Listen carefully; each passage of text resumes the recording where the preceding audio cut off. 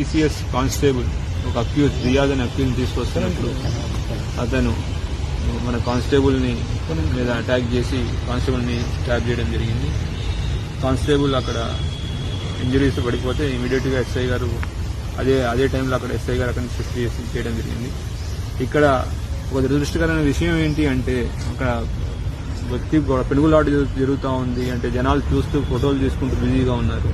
Hospital shift చేయాలి అని auto అడిగితే ఆటో వాళ్ళు కూడా కుదరదు అని వెళ్ళిపోతున్నారు. సొసైటీ మనం ఎట్లా ముందుకు వెళ్తున్నాం, మేము వెళ్తున్నాం అనేది మీ విచక్షణకే వదిలేస్తున్నాను. ఒక వ్యక్తికి ఇంజురీ అయింది, పోలీసే కాదు ఎవరైనా అయిండొచ్చు. ఒక వ్యక్తికి రక్తం కారుతూ ఇంజురీ ఉంటే మనం సహాయం చేయాలని పోయి మాకొద్దు మాకు తెలియదు అని వదిలేసి వెళ్తున్నారు. అందరికీ మా విజ్ఞప్తి, పోలీస్ డిపార్ట్మెంట్ పగలు రాత్రి కష్టపడి పనిచేస్తూ ఉంది. ఎన్నో నేరాలు ఆపుతున్నాం, ఎన్నో క్రైమ్స్ ఛేదిస్తున్నాం.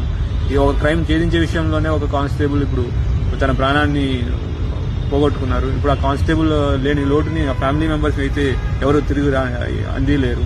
కనీసం అటువంటి సిచ్యువేషన్స్ ఉన్నప్పుడు లోకల్ ఎవరైనా పక్కన చుట్టుపక్కల ఉన్న వాళ్ళు కూడా అతను పారిపోయాడు, అక్యూజ్ ముందు నుంచి పారిపోయాడు, ఎవరు హెల్ప్ చేయడానికి కూడా ఎవరు అట్లీస్ట్ అరవడానికి కూడా రాలేదు. కనీసం షిఫ్ట్ చేయడానికి రండి హెల్ప్ చేయడం అని మా ఎస్ఐ గారు అడిగినా రిక్వెస్ట్ చేసిన ఆటోలు కూడా ఆగలేదంటే